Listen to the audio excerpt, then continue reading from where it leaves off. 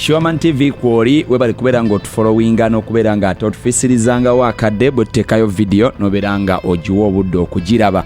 Ekyo no kituzaamu amaanyi. Eno mu kibuga e Kampala akakuba katonnya ennaku zino okwose jjo nejjo ne leero era akakuba kagenda maaso n'okubeera nga kayitaayitamu mu kibuga Kampala. Kabadde katutte akaseera nga tekakyatonya naye kati kayitamuuko, so bannakampala ndowooza we bali at least weewaawo akafufu kagenda kakendeerako mu bitundu mukabadde kagezaako kubeera nga keeriisa nkuuli. Kati nkujjukiza okubeera nga osubscribinga, gwatanaba kubeera nga osubscribinga kikulu nnyo ekyo, kubanga oba tonna subscribinga kijja kubeerera kizibu nnyo okuba nti olaba videos zaffe, ate bw'oba osubscribinga making sure nti n'akade okanyigako akakaliranye ekigambo subscribe, kubanga munnanga okiba kizzaamu amaanyi.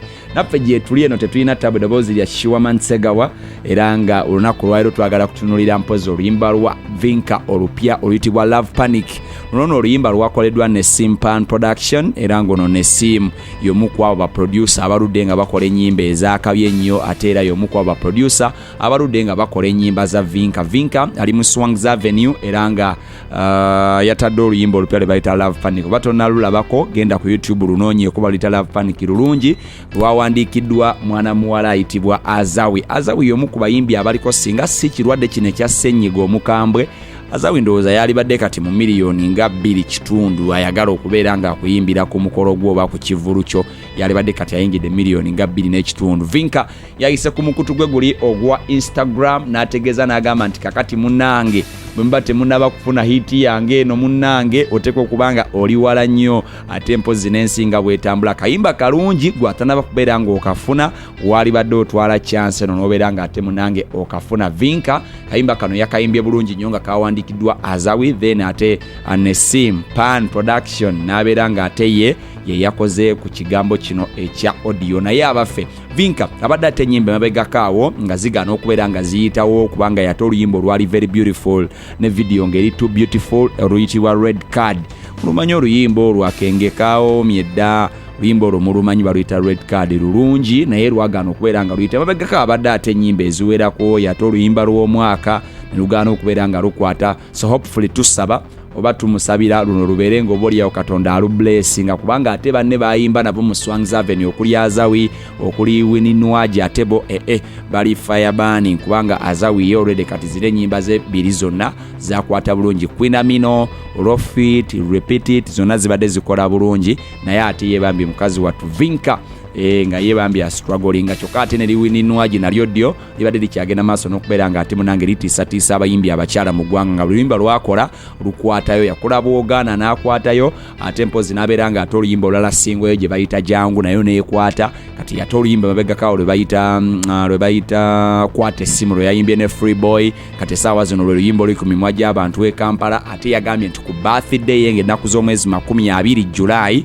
agenda kubeera nga ate oluyimba olupya single. So Wininwaji ayina birthday ng'ennaku z'omwezi 20 lwe yazaalibwa omwezi ogw'omusanvu, ayinayoko birthday, so yategeeza n'agamba nti ku birthday ye agenda kubeera nga ata another club banger. So tulinze twabe Nwaji azinwaji ng'era bw'owulira nti Nwaji kinwaji ekyo kigenda kubanga kita oluyimba olupya. So Swangz Avenue tebatudde, Vinka ayina Love Panic luyimba lupya, ate nga n'omwana Azawi naye ayina Repeat It akyakola bulungi, ate nga ne Wininwaji naye agenda kubeera nga ate oluyimba olupya olumanyiddwa nga Love Panic. So tulinze twabe nga bwe bana abasoda okubeera nga batwalaganya, buli omu agenda maaso n'okubeera nga ateekawo steep competition, kubanga munnange be bavuganya nabo tebatudde okuli Spice Diana mumulaba agenda maaso n'okubeera nga agulabinga diiru ez'akabi. Yabaddeko ne Sudiru Lupaleria, kati ate yasayininga diiru ne ITL mabegakaawo abadde ambasada wa Yaket. So bakola bulungi abayimbi abalala Spice Diana, ate mpozi Shiba Kalungi naye ayina oluyimba olutraining abaluyita Nakyuka, ate era already tukimanyi nti ayina ne establishment namba mwe yakolera ne pads eziyitibwa Shibaholic Pads. So abayimbi abo bakola bulungi, ndowooza ye pressure eno Vinka gyaliko ne Azawi ne Wininwaji aba Swangz Avenue gye baliko okulaba nga bagezaako kubanga bakola ekisoboka okulaba nga oba oliawo nabo batrendinga, ate mpozi mu industry netali mu bivulu ng'ennyimba tuteekwa kuziwulira ku YouTube, mpozi ne ku radio, ate mpozi ne TV. Ebisigadde mukama yamanyi kati munange teweerabira kubeera nga osubscribinga kubanga ze zimu ku nsonga enkulu ezikuyamba okubeera nga ofollowinga biki ebiba bigenda maaso ate mpozi mu ggwanga. Actually ne John Black naye alina oluyimba olupya lwagenda okubeera nga atasoze zimu ku nnyimba z'endowooza nti mulina okubeera nga muzirinda. John Black has a new one naye yagambye agenda kubanga asumulula. Misa Kisemakulu oluyimba lwo olupya mu lumanyi olwa onkuba nalwo lulungi ze zimu ku nnyimba ezitrendinga. Mpozi ndowooza ye muyimbi ky'omulala we alina oluyimba olutrendinga nga lukola bulungi. Ne Kabaka alina oluyimba olupya baluyita Sitidde nalwo mu lunoonyeeko zimu ku ezo ennyimba empya ezitrendinga kaakati.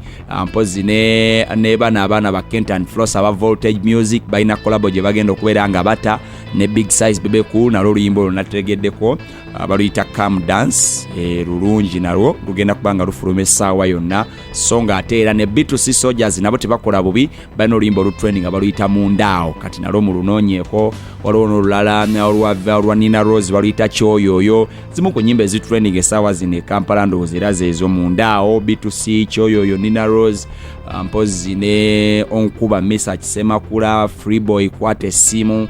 So oba toziyina mu ssimu yo kitegeeza nti oli mabega nnyo ne music wa Uganda nga bw'atambula. Byebyo nno kati gwatana subscribinga kujjukiza okusubscribinga njala kubeera nga mbateera wano for now.